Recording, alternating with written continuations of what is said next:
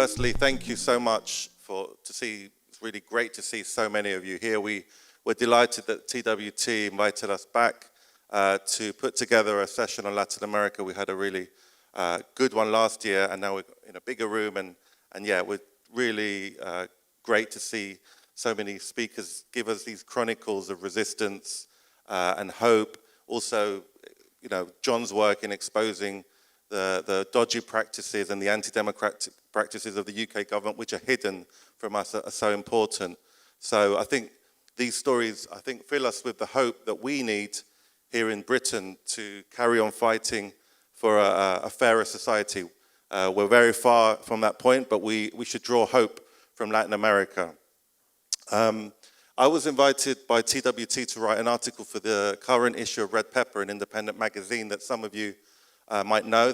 I said to Hillary, the founding editor, that I'd plug the issue. So if you go and visit their stall downstairs, you can see the magazine and grab a copy. And that article, I wrote about the resurgence of the left, this new pink tide. Now that first pink tide refers to the governments of Rafael Correa, of Evo Morales, of Lula da Silva in Brazil, of Hugo Chavez in the noughties, that sprung up and gave so much hope to so much of the left in Latin America, but also around the world.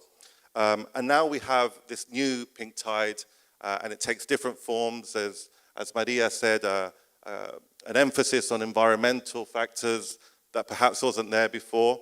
And in this article for Red Pepper, I put down something that I thought was important, which was to say that there isn't one Latin American left. Latin America is comprised of around 22 countries, nearly 700 million people. And the new government of Gabriel Boric, or Boric as a person, his outlook is probably very different to, say, Cuba's leader, Manuel Diaz-Canel. You have groups in Mexico, such as the Zapatistas, whose outlook has sometimes put them, created tensions with the left-wing government of Manuel López Obrador. So there isn't one Latin American left, but we can say that there is a resurgence of the left, broadly speaking.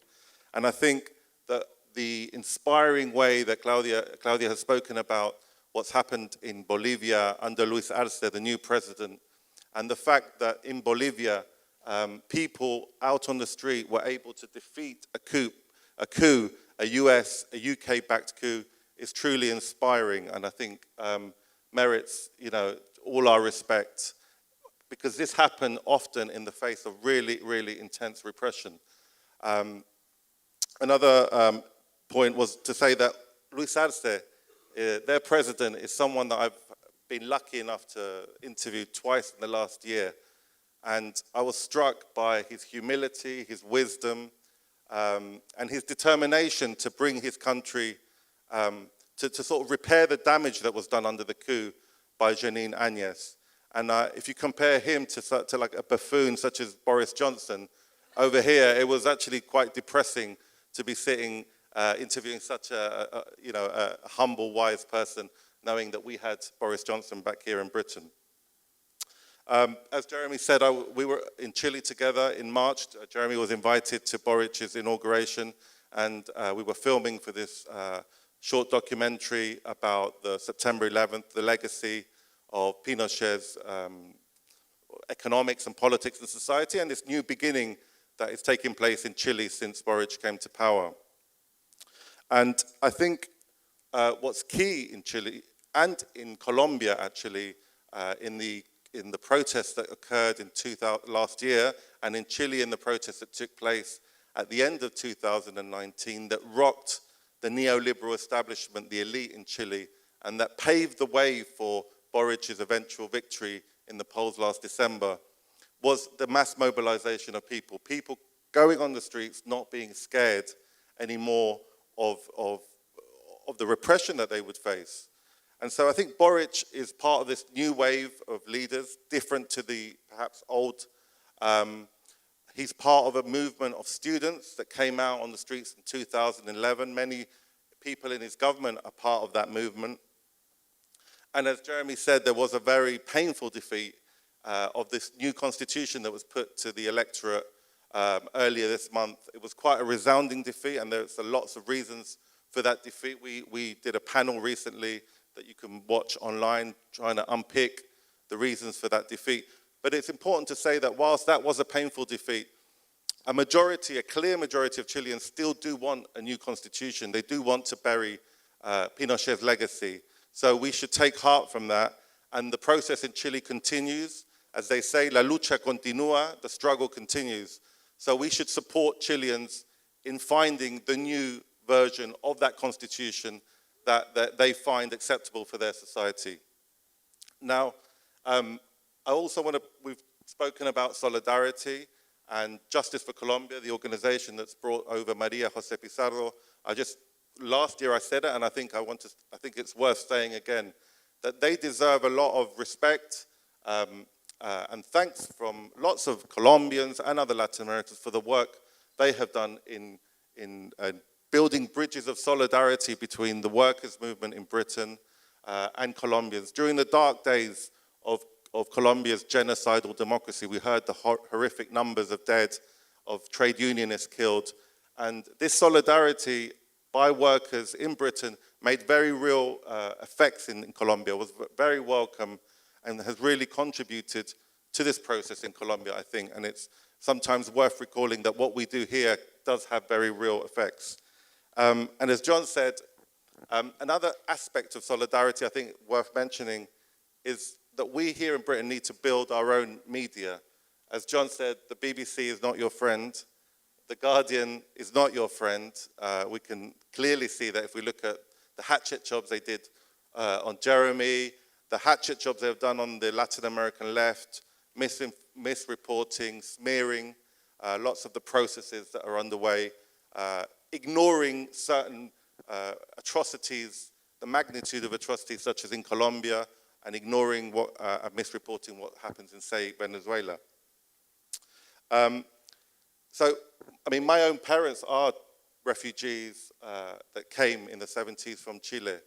So, as a son of refugees that was born here, I feel there's so much that we can give back. This country gave a lot to my parents. The trade union movement gave a lot. The English people gave a lot. British people gave a lot to my parents' generation, those that came. But we must all remember that the UK government today does carry on its dirty practices in the UK. It was Thatcher and a lot of other members of the British establishment that defended Pinochet, the fascistic dictator of Chile, up until the end.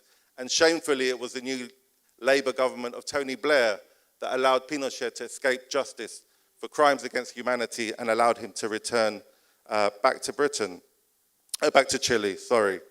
So just to finish, I just want to say that if we look at Latin America, what are the lessons, perhaps? And I don't think there are massive lessons, but I would say that crucially, it's been this mobilization of people on the street that has proved key inflection points in fighting the right. This was the case in Chile, it was the case in Colombia, two countries presented as neoliberal icons to the world. And in Bolivia, the mass street struggle, I think, also proved key to restoring democracy. So next Sunday, I hope to, like Natalia and others, be celebrating, I don't know when the election results come in, late Sunday, early Monday, but I hope to be celebrating the return of Lula to the presidency in Brazil.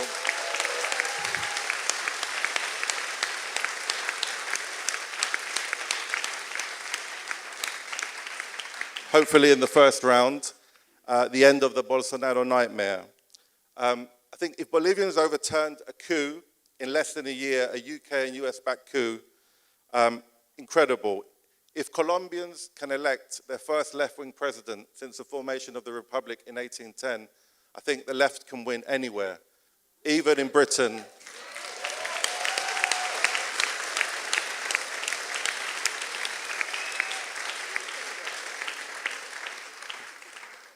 Jeremy doesn't agree, but we'll see. No. So let's build a new media.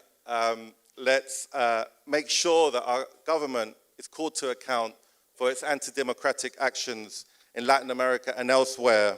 I think these are powerful expressions of solidarity we can give those in the region resisting on the front line and struggling to build better societies. We can draw hope from how the Latin American left, in its many different forms, is leading the fight back against the forces of reaction. So let's be inspired to do the same here in Britain. Thanks.